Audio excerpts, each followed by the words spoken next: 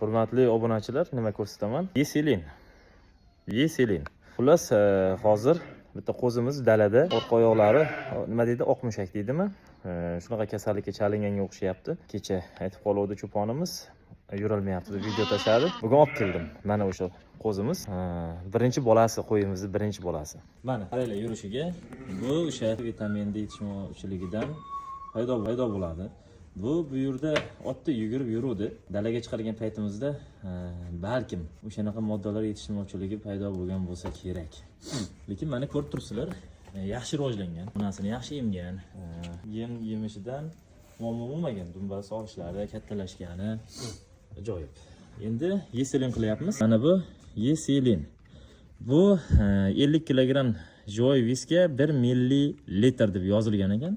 Bunga biz endi 0,4 yoki 0,3 millilitr qilamiz. Shunaqa va qo'shimchasiga kalsiy D3 qilsalaring, mana shunaqa holatlarda effekt berish kerak. Xudo xolasa, mana endi leshinasini qilib, natijasini ham qo'yamiz, xudo xolasa. Xullas, qaranglar, oq mushak kasalligiga hozir men nima qildim? Yeselin bilan multivit qildim. Nima uchun yeselinga multivit qo'shimcha qildim? Menda kalsiy D3 alohida o'zi yo'q ekan. Multivit tarkibida qaranglar, vitamin D3 25 mikroelement, metioninmi shunaqa xullas tarkibida bor ekan. Shuning uchun multivitdan qildim. 0,3 milligram, 0,4 milligram qildim. Yeselin ham xuddi shunday 0,3-0,4 oralig'ida qildim. Endi shuni yeselinda yozilgan, adashmasam 7-10 kun oralig'i bilan qayta qilish kerak deb yozilgan. Shuni lechinasini boshladik. O'zini qo'yardik. Hozir mana qo'zimiz yotibdi.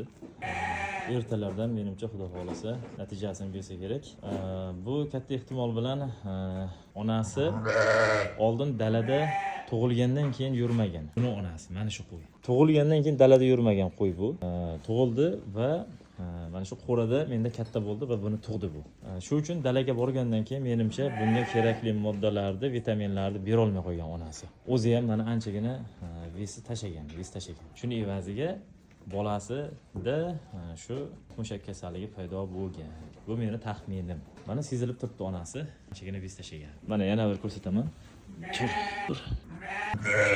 Mana shunaqa yurib qoladi. Oq mushak kasalligida mana qaranglar, mana. Endi sekin onasi yana uydagi yemni yeyishni boshlab, unga kerakli elementlar berishni boshlaydi, xudo xolasa. Mana xullas, asosiy yemimizdan tayyorlab berdik yegandan.